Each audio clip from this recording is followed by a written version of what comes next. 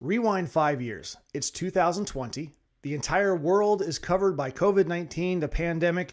It's in full swing. Okay. Everybody's shut down, locked down, 2 weeks to stop the spread. Take this experimental vaccine. That way, just in case you won't get sick, in case you actually do contract it, which you're not even sure if you have it or not. But hey, it was one of those moments where I looked at my wife, looked at my daughter and said, we need a change. We need to do something different. We were living in Southern California at the time. And we just said, this isn't right. I want my daughter to experience an actual life, go to junior year and senior year of high school, and actually partake in all the things that teenagers should be doing in high school. So my buddy who lived in Knox County started sending me videos of basically about the county updates, for the weekly updates that County Mayor Glenn Jacobs was doing. And his whole message was, do what you think is right. Take care of yourself, be considerate to others, and just understand that we're going to get through this, because that's what Americans do.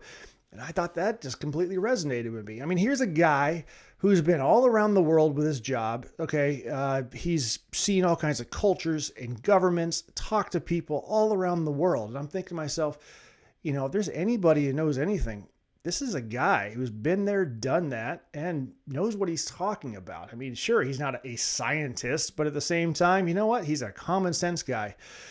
And thankfully, over the past past 5 years, I've had a chance to talk to him several times. Been in a lot of meetings. He is a very, very generous person with his time. He basically shows up to everything possible.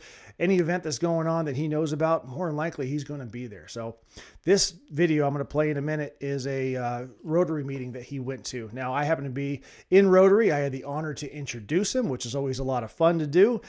And he is just the guy exactly how it comes off. I mean, he's no nonsense. This is how it is. I'm going to tell you how it is, and we're going to tell you what we're going to do about it. And you can just trust everything he says because, hey, he's Glenn Jacobs. And that's the good thing. Now, whether you agree with him or not, fine. Put it in your political bias. Do whatever you want to. Sure, fine. Okay, but look at what's actually being done.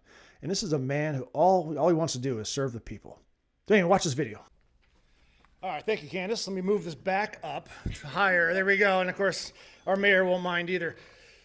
Our speaker today is currently serving his second term as mayor of Knox County, obviously Tennessee. Prior to becoming mayor in 2018, Jacobs enjoyed a successful career in the World Wrestling Entertainment, most notably under the stage name of Kane, culminating in his induction into the WWE Hall of Fame in 2020. A staunch fiscal conservative and fierce advocate for limited government, during his first term, Jacobs delivered on his campaign promise of no tax hikes, as well as pushback against government overreach during the COVID-19 pandemic. In his second term, he is prioritizing workforce and economic development to make East Tennessee even more competitive in a rapidly evolving, innovation-based global economy. Glenn and his wife Crystal have 2 daughters and 2 grandchildren. Please welcome County Mayor and possibly the only guy that I'm actually afraid of, Glenn Jacobs.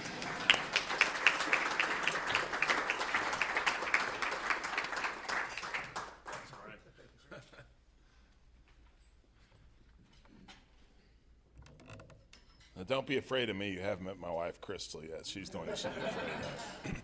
Heard a story the other day about a very faithful older lady. Every morning, she would get up at the crack of dawn, walk out into her stoop, and at the top of her lungs, praise the Lord, saying, this is the day the Lord has made, praise the Lord. Well, this goes on for many, many years.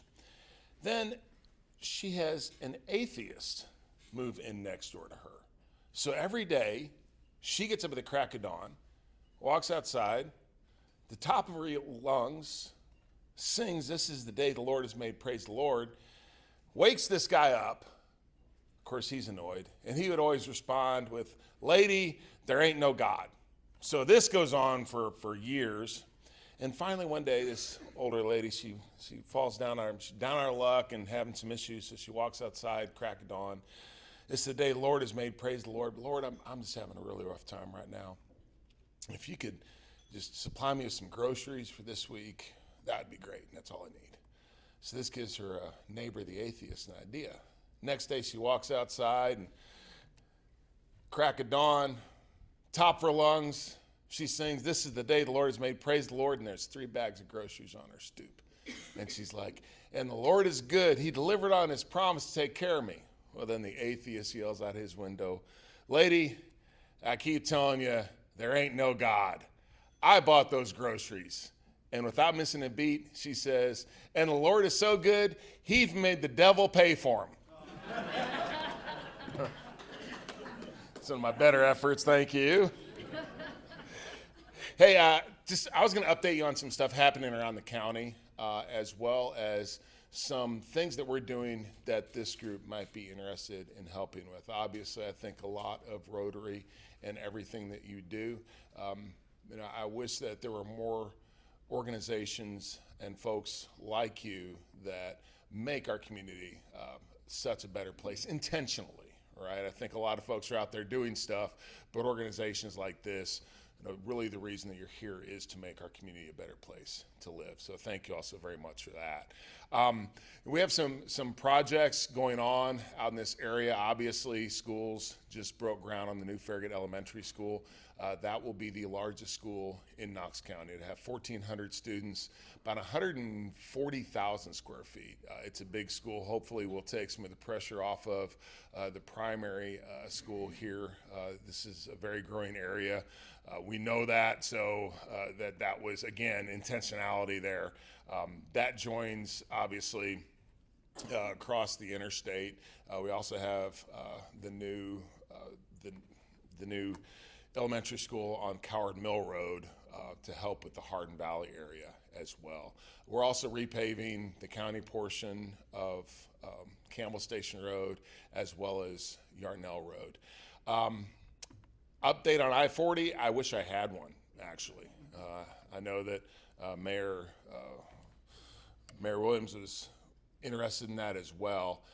And he's exactly right. Mayor Williams has talked about how a lot of the issues that we have with roads in Farragut, and this actually goes all throughout the county, they really start with the interstate and with state roads.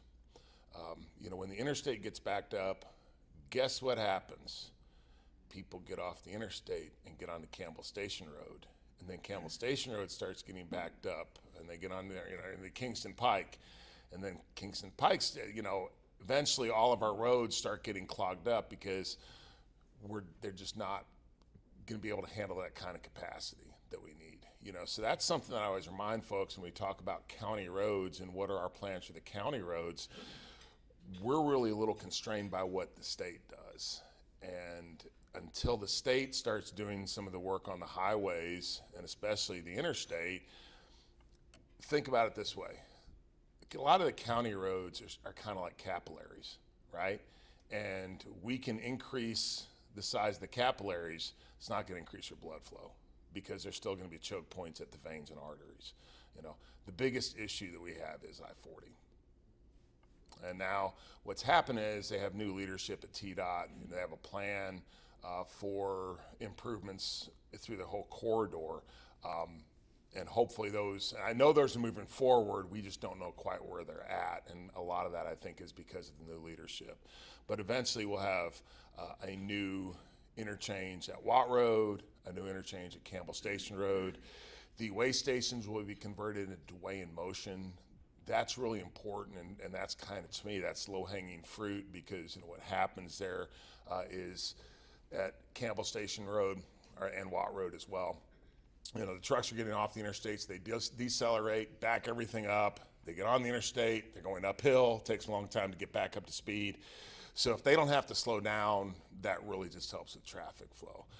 Ultimately, too, there's talk about a choice lane, which the first one is going to go in between Nashville and Murfreesboro. We can't really expand I-40. The footprint is what it is. The thing about a choice lane, which is built by a private, it is a toll road, but you don't have to take that. They've had really good success with things like this in Texas and Florida. But basically the private sector builds it and then the tolls pay it back. So Tennessee is, when it comes to roads, we're what's called a pay-go state. We don't take out debt on the state level to build roads, which is part of the reason that we don't have any debt, but also sometimes we get behind with our road construction for that reason. The choice lane kind of splits the difference. But the advantage is that they will actually go up over the roads. You see this, like I said, you'll see this in Washington, D.C., where they have the same type of same type of arrangement. And you can actually go up over the road and offload some of the traffic that way. Ultimately, it's a volume problem. I mean, whoever decided that you were going to run 2 interstates concurrently right through Knoxville, okay, thank you for leaving us with that issue, but unfortunately it kind of is what it is. Something is going to happen over the next several years. I wish that I could say exactly what the timeline for that is, but we don't know. We're still waiting on an agreement with the state on Watt Road, where we'll have the roads which connect to that, the local roads. We have to have a contract with the state specifying what we're going to do, specifying what they're going to do. We've been expecting to get that for a couple months now, and we're still waiting on that. And again, I think that's because of the turnover at the higher levels there in TDOT. But they're working on it, so hopefully we'll see some movement, and we have better things to report over the next several months. Anyway, there will be improvements on North Shore. Those will start either in the fall or the spring. They're out to bid right now. Some of the bids have come back really high, so we might have to rebid those. But that will start, like I said, either the end of this year or the start of next year. So now on to the things that we're doing that I think y'all might be interested in helping with and supporting. We have a program called One Book Read City. When I first came into the mayor's office, we had this idea called One Book Read City, where basically we read as a community, log our hours, and really try to make reading something that families do and something that's exciting to do. This is a spinoff of that. 30,000 elementary school students read the same book at the same time. The books are all actually supplied by the private sector. So because of sponsors and businesses that we work with, we've had it's been an amazing program. It's really exciting. Build some fun things around that. If y'all want to consider being sponsors and helping with One Book Read City, you can talk to Brad. You can also talk to Brad about School Mania, which is an event that we do every year. When School Mania first started, and this predates me in office, we changed the name and kind of rebranded it. It actually started under Mayor Ragsdale, then Mayor Burchett carried it on. We call it School Mania. It's a back to school supply giveaway. When we first started, we handed out 2,500 bags of school supplies at no cost to families. This year, we're up to 8,000. Yeah. Now, here's the cool thing. So School Mania happens the Friday before school starts. We do it at Chilhowee Park. It's a drive-through event. We gave out 3,000 bags. Area churches gave out 5,000 bags. Next year, we want to get to 10,000 bags. So it's still a big lift. It's a lot to do. Brad's in charge. So you guys talk to Brad about that one. And the last one's something I'm really, really excited about. Frankly, this is the thing that the last thing I'm gonna be able to do as mayor, and something I want to wrap up my tenure with. When I talked to my folks about this, they initially thought I was crazy because there's a lot of moving pieces, but I think we're gonna be able to do it, and it's really exciting. It's called Operation Heroes Hill. We are building 20 tiny homes for homeless vets, as well as a community center, computer lab, and laundry facilities. The really cool thing about this, though, is the tiny homes are actually being built by Knox County high school students. So we're working with the kids that are in the construction trades. They will have mentors and folks that are in the construction trades sector of the economy that will be guiding them through this. And it's kind of interesting, though. So to do this, we had to put the homes on trailers because we're going to build them at the high schools and then move them, which made them modular homes. And Knox County, we actually had to apply for a license with the state to become a manufactured home organization. Yeah, oh yeah, that's great. Yeah, and we can't, yeah, and we can't, our guys can't inspect the homes and pass them, because we do that for site-built homes, but the state does it for miles-around mobile homes, and it's like added a completely different layer of that. Oh my gosh, the mayor's crazy to think we can get this done by the end of his term, but we're going to do that. Actually, we're pretty confident. We already have a model home that's under construction. We have a site that's going to work, and we're really excited about it. So the website is Operation Heroes Hill. I'm going to pass out some flyers, if you all don't mind. Flyers have a QR code on them. That will take you to the Operation Heroes Hill website, and there's many different ways that you can help. And again, I'm really excited about this one, and I think this is an opportunity for our community to come together on something and help those who serve our country. So please check that out. One of the questions, Candace said there were a couple questions for me today. One was the I-40 corridor issue, and the other was, I'm about to wrap up my term. I'll be in office for a little over another year now. And my goal at this point is, I'm going to do some things, but it's really to turn the county over to whoever the next mayor is in the best shape that we can do that, without any huge issues. So the question was, what's the biggest challenge Knox County faces going forward? And I think that's going to be, we're all going to say something slightly different. It's going to be different depending on what your perspective is. Obviously, infrastructure, that's always a challenge. That's a challenge for every government. I remember talking with Governor Haslam about TDOT and highways, and he said, even as governor, you do the best you can do, but you also have to realize that a lot of these things are long-term. We have to be somewhat reactive because we're never sure quite where things are going to go, or you end up with bridges and roads to nowhere. So infrastructure is a hard thing, but it's something that we're always kind of dealing with and playing catch up with. You look at the drug and opioid epidemic, and we may not talk about that as much as we were a couple years ago. It's still a very profound problem in our county and around the country as well. It's interesting because when you look at Knox County, and this is an issue. Homelessness, yeah, it's an issue. It's an issue everywhere. None of those things are necessarily unique to us. It's not making excuses. That's just where we are and where our country and society is.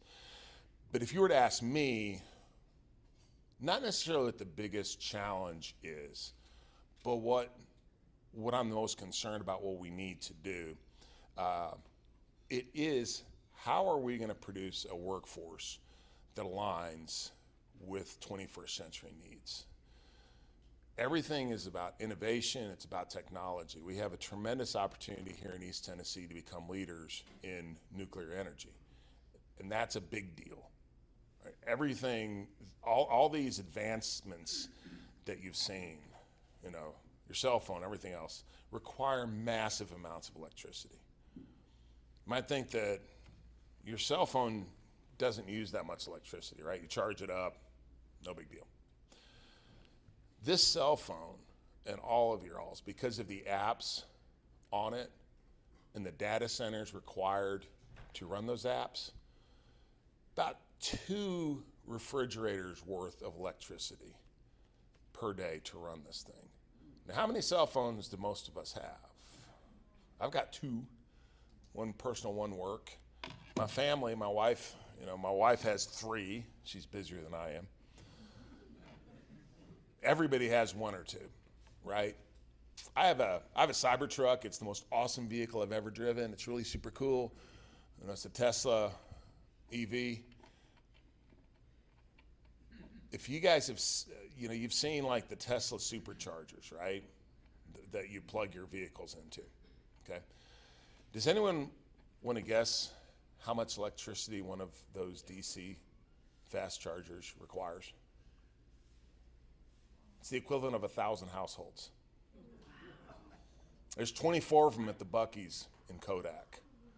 There's about a dozen in the Target parking lot at Turkey Creek, which means that's 12,000, the equivalent of 12,000 homes. okay? If you think about our travel habits right now, we drive along the interstate, we pull off, there's 4 gas stations, one on each corner, all of them have pumps, right? If you're to do that, if we have a mass migration to electric vehicles, you would be looking at little cities all across our country that the same requirement for power. That's why with me, I love my Cybertruck. I've never necessarily philosophically been like, oh my gosh, I love EVs. I think they're cool, but there are some real issues that have to be overcome before you see this mass migration to EVs that certain people talk about. But everything, the world runs on electricity. The thing that fits the bill for producing large amounts of electricity, clean, renewable, is nuclear. Solar and wind just ain't gonna do it. It has to be nuclear. That is the only alternative. What happens here in East Tennessee if, we just have the first uranium processing, uranium enrichment facility that's been built in the country in 19 years will soon be built in Oak Ridge. And all those accompanying industries. What happens for our region if we become a leader in nuclear energy? It literally just, bam. The opportunity is unbelievable, but we have to have a workforce that can fulfill those positions. And it's not just the nuclear engineers, it's technicians, it's all those people. It's the same in computer science. It's the same in manufacturing now. All of these industries require people that are very technologically proficient. That's where we have to move. That's where our schools have to move. They're doing that. That's where our chamber has to move. They're doing that as well. We have a lot of folks moving to Knox County and East Tennessee. This is nothing against older people because I'm an older person myself, but a lot of folks coming here are retirees because of favorable tax benefit, favorable tax environment, which is causing our home prices to go up, which means that a lot of younger people can't stay here because they can't afford to live here. So who's gonna fill those jobs? That's the thing that I worry about the most. It's not like it's a huge challenge or problem, but for us to fulfill our potential as far as economically being able to provide pathways for especially young people to improve their lives, that to me is it. And it's in a huge way. We have to be prepared for that. And it's completely different than how we've thought in the past. In the past, it's been all about manufacturing, which is a little difficult for us here because we don't have large swaths of flat land. In the future, it's going to be about innovation. And we're really positioned to take advantage of that in many different ways, but we have to do that.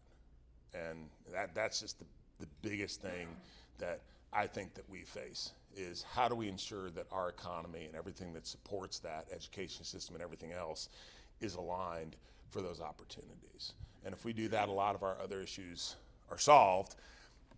If we don't, things will be okay.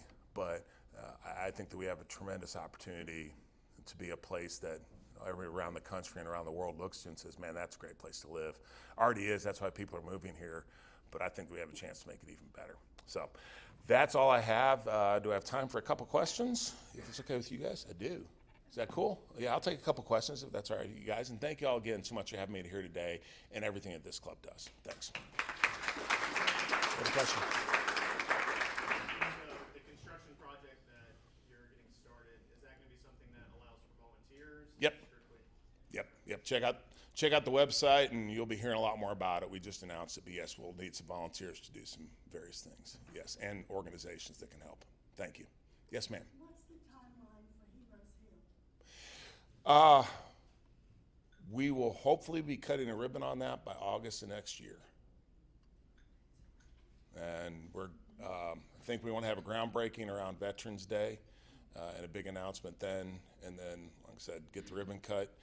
If not, I'm out of office and I will not be happy. I just want to get it done. It's a great project and something that I'd like to see happen. Yes. What plans do you have after I get that question a lot, and I don't really know, actually. You know, I don't know if I'll stay in politics. Maybe it just depends on what opportunities are available, what I think I'd be good at. I think Mayor Williams would tell you, David would probably tell you. You know, people think, oh, politics, and it's all kind of this homogenous blob, right? It's the same thing. It's not. There are jobs that I would just be miserable doing. I like the mayor's job. It's wonderful. There are other things that I wouldn't want to do. So I don't even know if I'll stay in politics. It just depends on what becomes available, what I think I could be good at, how I could serve people best. So I really don't know at this point. It just depends. I didn't know what to think it was going to be, actually. And it's been a lot better than I thought it was going to be, actually, because as mayor, you're able, like with the Heroes Hill, it's actually using very little tax dollars. It's the bully pulpit and being able to kind of, you know, get the community excited. Same with our reading programs. We don't use many tax dollars to do those. People get excited about them, and once the community buys into something, you know, man, it takes on a life of its own. And that's been the cool thing about being mayor, is I can bring things to the community's attention, you know, that we can work on as a community. I think a lot of governments across the country, the issue is that people look and say, oh, well, you know, the government should be doing that. The government doesn't really have the resources, or it's not going to be very good at it. But then they try to do it anyway and waste a lot of money and actually make things worse. You know, my philosophy is that we should try to all work together to solve, or at least mitigate, problems, you know, and to make our community a better place to be. It's not all about the government. It's about the people and about the community that we live in. You know, so I hope that I have a somewhat unique philosophy and perspective on that. So we've been able to do that in many ways, and it's been incredibly rewarding. So, yes. Quick question on the 40 and the traffic. You know, we're in banking, and we're really interested in manufacturing, commerce, you know, to really grow this area, let it thrive. Right. I'm not understanding why the federal government and the state are not helping us more, because 40 is a big Yeah. Well, the federal government. So what happens actually is the federal government has nothing to do with I-40 anymore, other than funding. The interstates are all managed by the states. And what happens is, you know, they have funding and they have requirements for the funding, but they're not really making decisions about it. It is the state. The reason is just we're one of 95 counties. And when you look across the state, all of them have needs. You know, you look at Nashville. I said we had hoped to get the first choice lane here. We went to Nashville. What they're going to argue is the traffic is even, you know, more problematic there than it is here. Chattanooga is the same way. You know, Memphis is the same way. You know, it just kind of you kind of become constrained by your funding, which is where TDOT was. They're also, you know, TDOT has also gone through some, they've just gone through a lot of changes over the past several years, you know. So I think what Mayor Williams would back me up on this, you know, they were going to do this, and then they were going to do this, and now they're going to do this. And a lot of it is just like, just make up your mind and go with what you're going to do. And it seems what happens is a new director comes in, and all of a sudden they change everything that they're doing. And this happened to us with Emory Road out kind of on the north side of the county. We had built some of our new land use projections over improvements on Emory Road that the state said they were going to do. All of a sudden they dropped off their 10-year plan. So now we're sitting here going, wait a second, that was going to be a growth corridor for us, and then you took it away and you kind of left us hanging, you know, holding the bag there. And, you know, 40's been the same way. And the thing about 40 is I moved here in 1995, you know, and Malfunction Junction, you know, they were supposed to take care of that with the 640 and all that. Well, no. And I am sitting in the same choke points in 2025 as I did 1995, which is crazy. Ultimately, the issue is this interstate never should have been put here. And we've had opportunities like with the Orange Route. We've had opportunities for, not roundabouts, bypasses that have gone by the wayside. You know, they're talking about another bypass potentially that would go from Anderson County to Loudoun County. That's probably $20 million and 30 years of planning and execution on that. So they're just long-term contracts. I 100% agree with you. The governor will say the same thing, that transportation, when it becomes impairing to commerce, it's a problem. You know, you think about commerce too, a lot of the issue with I-4075 is commerce. It's the trucks that travel through, you know, and then we never capture anything from them. They go through our area and, you know, again, you know, it's like kind of where that choice lane concept comes in.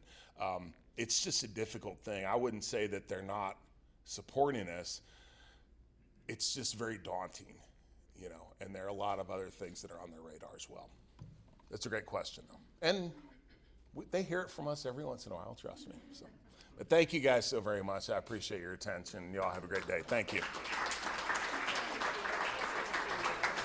What does the future hold? Well, we don't actually know, and we'll see. We will monitor this closely as far as what the next steps that County Mayor Glenn Jacobs does when he actually has to step down and someone else is crowned the new county mayor. But we are very fortunate to have a leader like him, and whatever he does decide, I know in his heart he's going to continue serving people, and that's the most important thing. That's all we can wish for, no matter where you are in the political spectrum.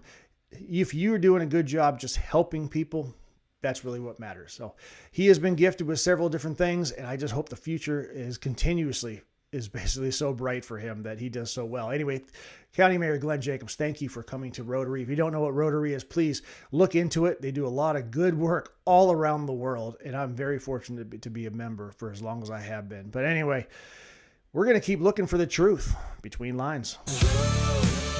Between